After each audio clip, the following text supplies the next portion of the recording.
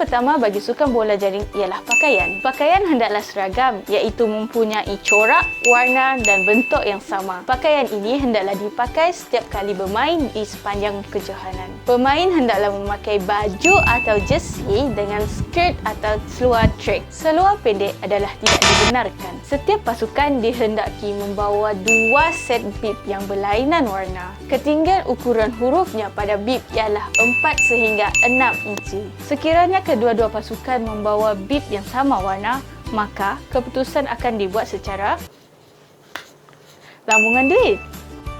Sebelum kita memperkenalkan pemain bola jaring, mari kita lihat struktur gelanggang bola jaring dulu. Gelanggang bola jaring ialah sepanjang 30.50 meter dinamakan garisan tepi, manakala garisan 15.25 meter dinamakan garisan gelanggang gol. Gelanggang terbahagi kepada 3 sempadan utama, 1 bulatan tengah dengan jejari 45.7 cm dan 2 separa bulatan yang dipanggil kawasan menjaring ataupun kawasan D, di mana tiang gol didirikan pada pusat bulatan. Pemain tengah ataupun dikenali sebagai center C memainkan peranan yang penting kerana ia ditugaskan sebagai penyerang dan merupakan pemain yang membuat hantaran tengah di awal permainan. Kawasan C hampir meliputi keseluruhan padang bola jaring. C boleh bergerak ke semua kawasan kecuali di kawasan D. Penyerang gol atau dikenali sebagai goal attack GA ditugaskan sebagai penjaring. GA akan bekerjasama dengan pemain tengah, penyerang sayap dan penjaring gol.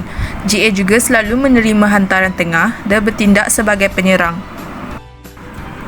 Penahan gol ataupun goal defense yang dikenali sebagai GD, tugas utamanya ialah menghalang penyerang gol daripada membuat jaringan. GD juga boleh menerima bola dari hantaran tengah. Penjaga gol ataupun dikenali sebagai goalkeeper GK, tugas-tugasnya ialah menjaga kawasan jaringan dan menghalang penyerang di dalam kawasan jaringan. GK juga perlu bekerjasama dengan penahan gol GD. Penjaring gol ataupun dikenali sebagai goal shooter GS bertugas sebagai penjaring gol. GS mestilah mahir membuat jaringan kerana setiap pemain akan menghantar bola kepada GS untuk dijaringkan ke dalam gol. Pemain tidak bebas bergerak ke segenap sudut gelanggang dan mereka hanya bermain mengikut tugas yang telah ditetapkan.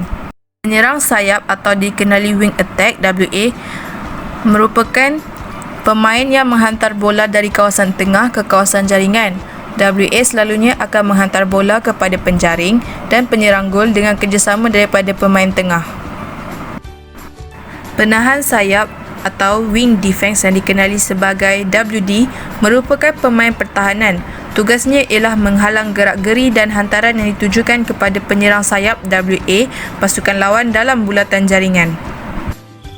Dalam permainan bola jaring, gerakan kaki merupakan salah satu kemahiran penting yang perlu ada bagi semua pemain. Terdapat 2 cara yang boleh dilakukan oleh pemain setelah menerima bola, sama ada daripada hantaran rakannya atau hasil daripada hantaran pemain lawan. Pertama, mendarat atas sebelah kaki. Pemain boleh mendarat dengan menggunakan kaki kanan dan diikuti dengan kaki kiri. Untuk mengimbangkan badan, pemain hendaklah melontarkan bola sebelum kaki yang mula mendarat tadi memijak lantai semula. Selepas menangkap bola, pemain akan mendarat pada sebelah kaki, melompat dari kaki yang sama ke kaki yang satu lagi dan melompat. Yang kedua, mendarat atas 2 belah kaki. Dalam pendaratan kedua-dua kaki ini, pemain boleh memilih sebelah kaki sebagai paksi untuk membolehkannya berpusing beberapa kali pada kaki yang satu lagi sebelum menghantar bola kepada ahli pasukan yang lain. Ini bertujuan untuk membolehkan pemain yang sedang memegang bola mencari dan memerhatikan kepada bola yang akan dihantarkan seterusnya. Berikut merupakan teknik hantaran bola jaring. Yang pertama adalah hantaran sisi. Hantaran sisi dilakukan untuk membuat hantaran cepat menggunakan sebelah tangan ataupun kedua-dua belah tangan. Teknik yang kedua adalah hantaran aras dada. Hantaran aras dada adalah untuk membuat hantaran cepat, tepat dan pada jarak yang dekat. Hantaran aras dada ini juga dilakukan dengan menggunakan kedua-dua belah tangan. Teknik yang ketiga adalah hantaran aras bahu. Hantaran aras bahu bertujuan untuk membuat hantaran laju dan tepat pada jarak yang jauh. hantaran ini juga dilakukan dengan sebelah tangan. Seterusnya adalah hantaran atas kepala. Hantaran ini digunakan untuk melambungkan bola tanpa dapat dicapai oleh pemain lawan.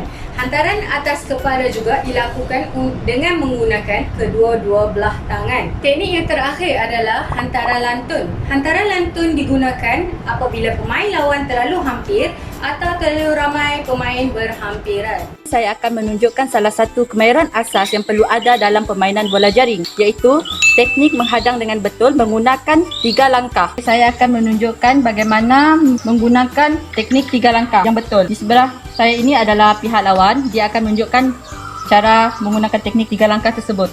Okey.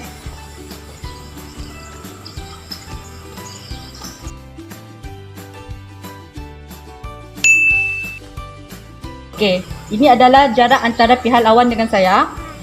Pihak lawan tidak boleh bersentuhan dengan saya. Kalau dia bersentuhan, dia akan dikenakan body contact. Yang terakhir adalah teknik menjarikan gol. Terdapat beberapa teknik, iaitu yang pertama adalah jaringan statistik sebelah tangan. Dengan cara ini, pemain perlu berdiri seimbang berat badannya di atas kedua tapak kaki, sementara tangan yang membuat jaringan berada di hadapan sedikit. Kemudian, dari kedudukan ini, bengkokkan siku dan bawa bola ke paras muka, dan serentak dengan itu bengkokkan lutut. Kemudian luruskan lutut dan tolak bola dengan tangan ke arah jaringan. Apabila penjaring mendapat bola betul-betul di bawah tiang gol, penjaring hendaklah mengambil langkah satu kaki ke belakang.